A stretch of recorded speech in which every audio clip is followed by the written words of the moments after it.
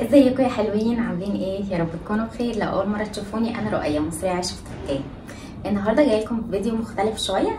حسيتكم زهقتوا مثلا من فيديو روتين التنظيف وكده والاكل والقعده في البيت. الجو حر عندنا جدا. قولوا لي الجو عندكم عامل ازاي. بس وقولوا لي بتتابعوني من اي مكان. وما تنسوش لو عجبكم الفيديو تعملوا لايك وشير وسبسكرايب. ايه ده، هو انا اصلا لسه ما قلتلكوش على محتوى الفيديو ايه. انا واقفه في المطبخ، تفتكروا هعمل ايه؟ اكل؟ اكيد لا والله، انا زهقت زيكم من الاكل. انا لسه اصلا عامله لهم الغدا النهارده الحمد لله. نظفت البيت، روقته وخلصت وعملت تنظيفات، بس ما رضيتش اشارككم عشان حاسه ان انتوا زهقتوا بصراحه بالمحتوى ده. فقلت ايه بقى، نعمل تغيير وتجديد شويه. هننظم المطبخ. جبت منظمات كده بقالي فتره بجمع فيهم. وجبتهم كل فتره بجيب حاجه علشان ايه. انا المطبخ زي ما انتم شايفين هي دي بس كده، دي بس كده، دي وكمان دي مش واحده، دي بتاعه الشفاط. يعني هي فيها شفاط كده، فهي مش مستخدمه خالص من فوق بس. فهو المطبخ بتاعي هي دي والقطعه اللي تحت بس كده، فصغنن. فانا قلت ايه، بحاول ان انا اجيب منظمات عشان انظمه، عشان ايه، يشيل لي حاجات اكبر. بصوا جبت الرف ده، عارفينه؟ بصوا اللي هو ممكن احط حاجات فيه كده وكده.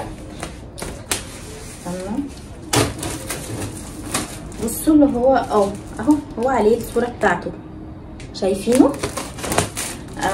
وده انا جايبه منه واحد تاني قبل كده، ماشي. حطوه هنا في الدفايه وبحط فيه الصواني. يعني استخداماته حلوه جدا. ممكن يتحط كمان في اوضه الولاد. معلش الدوشه عشان انا فاتحه الشباك عشان الجو حر. ممكن كمان نحطه في الاوضه.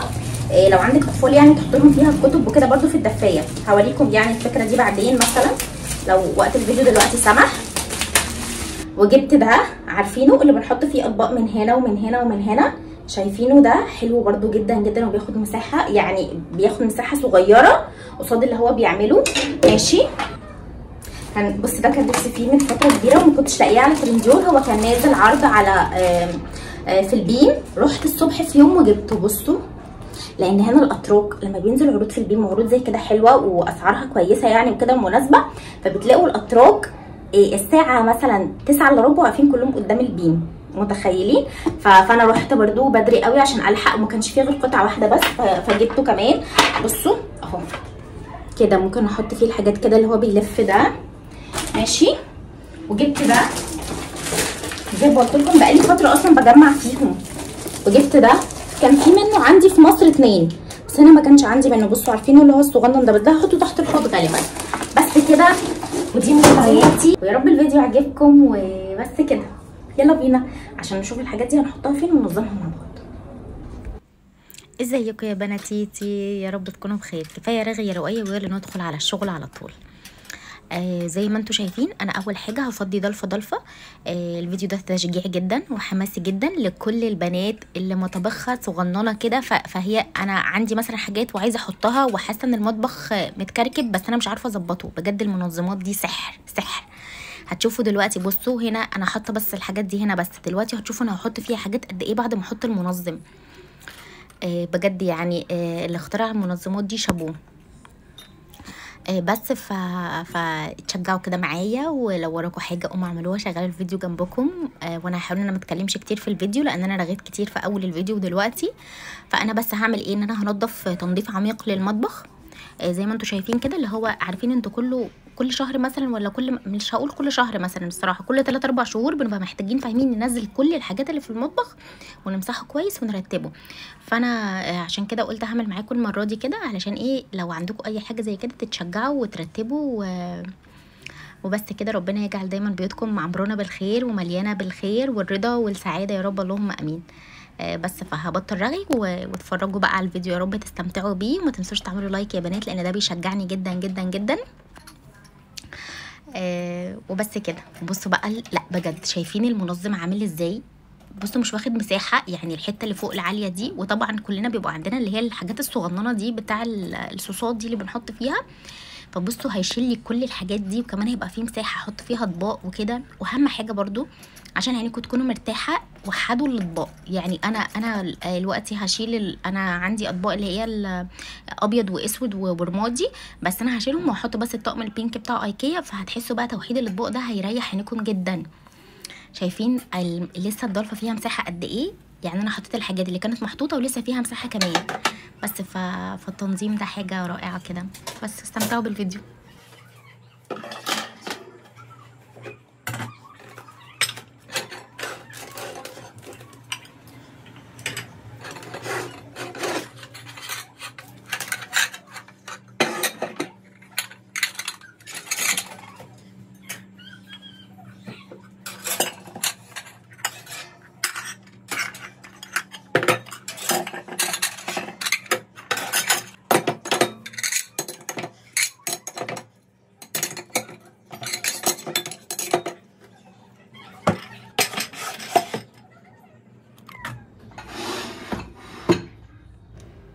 شايفين اللهم بارك النتيجة النهائية بقت عاملة ازاي؟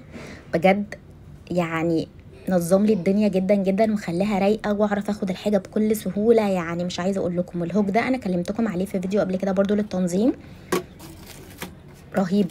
وبصوا كمان بجد المنظمات دي حاجه فظيعه. بصوا الضلفه دي عامله ازاي كده على بعضها. هتشوفوا دلوقتي برضو النتيجه النهائيه بعد ما خلصت. وبس كده.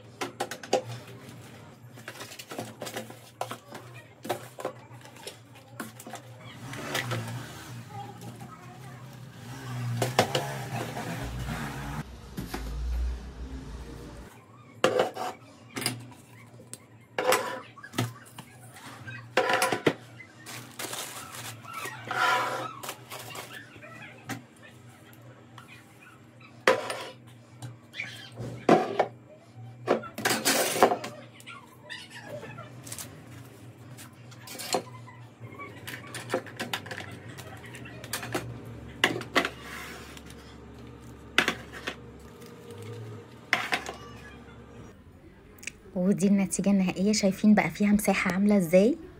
بجد حاسه ان انا اللهم بارك فرحانه قوي. يعني مين زي لما بينظم حاجه ولما بيعمل حاجه كده بيحس ان فاهمين كل شويه يقعد يتفرج عليها. الله انا عملت ده فاهمين. بس ودلوقتي هندخل كمان على اللي بعدها. زي ما قلت لكم بنزل واحده واحده عشان ما احسش بالاجهاد والارهاق. وبعملها وبنضفها الاول كويس جدا، بعقمها وانضفها واسيبها طبعا تتهوى شويه وبعدين ابدا ارص الحاجه.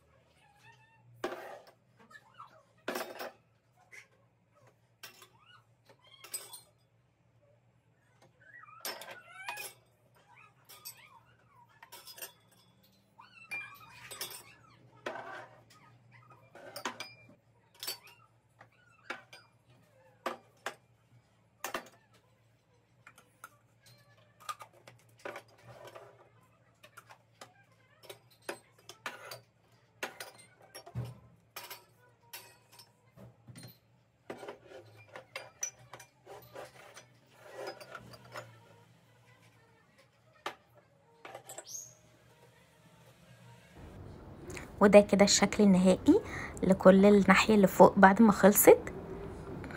شايفين بجد الترتيب والتنظيم، المنظمات دي اختراع رائع. وبصوا بقى كمان في اماكن ممكن احط فيها حاجات تانية، يعني في اماكن فضيت والحاجة هي بس دلوقتي بقى هنعمل تحت الحوض. شايفين الشكل مرعب مرعب.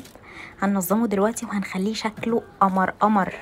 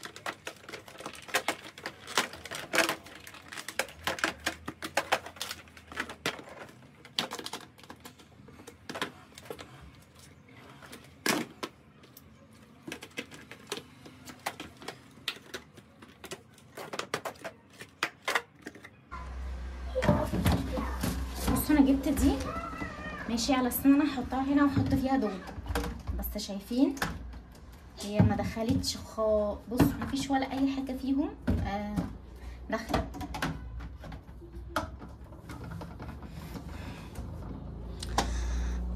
هحط دي بقى في التويلت، وهجيب البيضه هنا، في عندي واحده بيضه في التويلت بحط فيها الحاجات هحطها، وهجيب التانية مكانها. ده شكله بعد ما ركبته، اللهم بارك. بصوا طويل ازاي، بصوا. بس كده هحطه بقى زي ما قلت لكم في التويلت، وهجيب بتاع التويلت هو اللي هحطه تحت الحوض. بس لطيف. بس بصوا عمل ايه في ايدي. بصوا بجد خلى ايدي عامله ازاي. قعدت قد كده بركب فيه الصغنن ده بس يحير. يلا الحمد لله، المهم ان انا انجزت. يلا بينا. ده اللي كان بقى في التويلت، نضفته كويس جدا جدا وجبته، بس هفصله لان هو كده برضو كبير جدا جدا على هنا، فانا هفصله، هخلي 2 و2. بس كده حاسه ان انا عارفين فرهطت من الحر، والله فرهطت قوي، بس الموضوع يستاهل ان شاء الله.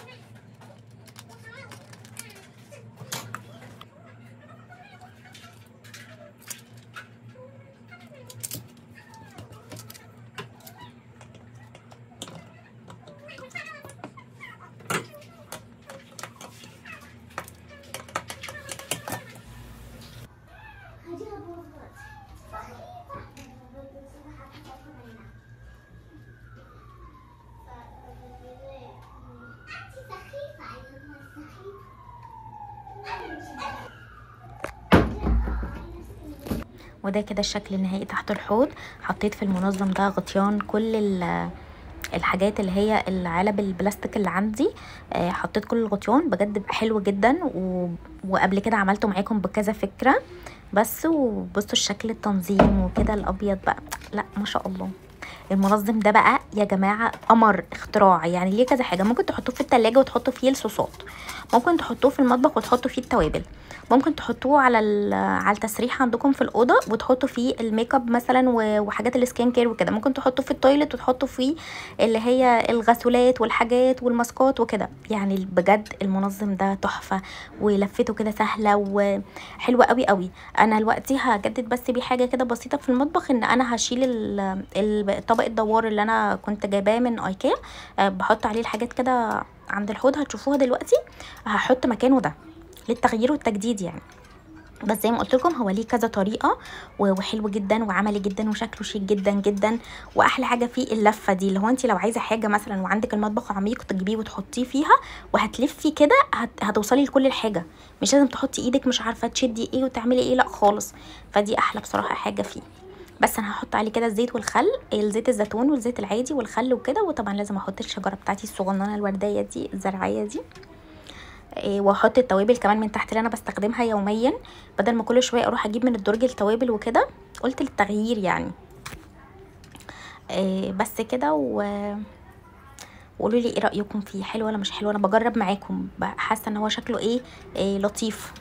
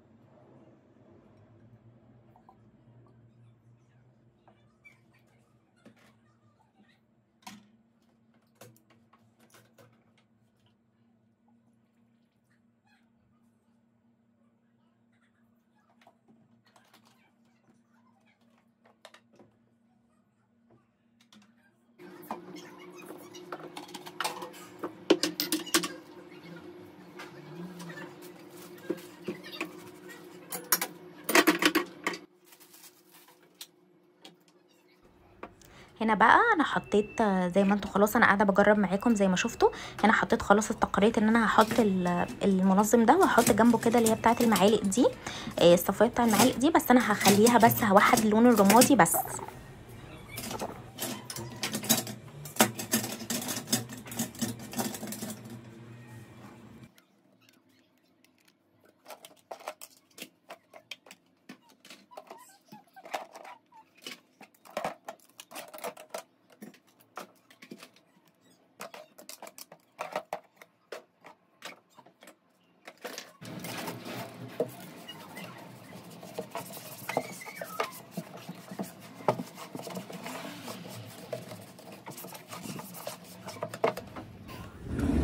وبس كده، وده الشكل النهائي. ويا رب الفيديو يكون عجبكم وشجعكم.